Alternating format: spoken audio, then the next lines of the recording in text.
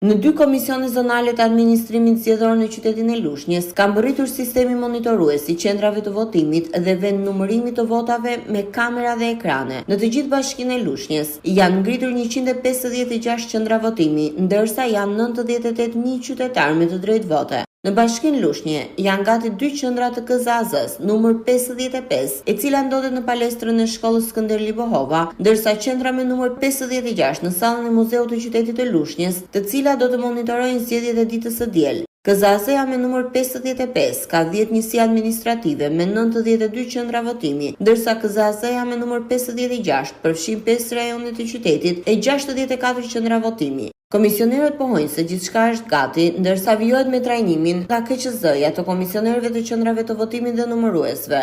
Në këtë të shtunë ka nisur shpërndarja e komisionerëve sipas një grafiku dhe plani që ka organizuar KZAZ-ja. Deri tani, baza materiale ka qenë e rregullt, është marrë me proces verbal nga kryetarit të qendrave të votimit, por vlen të theksohet se deri tani nuk kemi ndonjë mangësi, shpreh Orgest Hoxha, kryetari i KZAZ-s me numër 56 Lushnje.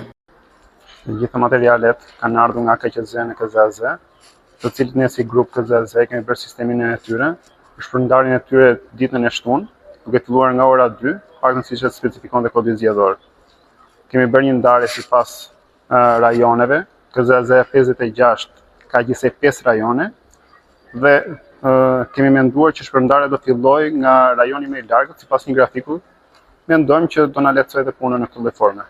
Sa ka që dhe në KZAZ-n me numër 55, në masa të rrepta sigurie, është bërë shpërndarja e bazës materiale për të gjitha njësitë administrative të shoqëruara sipas urdhëresës së KQZ-s, për të cilat shprehet kryetari i KZAZ-s numër 55.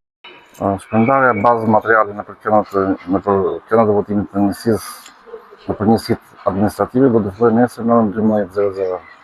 Në qytetin e Divjakës ka vetëm një qendër KZAZ me numër 57 me kryetar Shpëtim Kaja dhe kanë mbërritur baza materiale, ku do të nisë shpërndarja në 67 qendra votimi në të gjithë bashkinë e Divjakës. Me të drejtë vote janë rreth 40.000 qytetarë. Në zbatim të kodit zgjedhor është kryer montimi i kamerave tek qendrat e votimit dhe vend numërimit të votave, ndërsa është planifikuar një plan emergjencë në rast të ndërprerjes së energjisë elektrike për mbarvajtjen e procesit të votimit deri në përfundimin e numërimit të votave.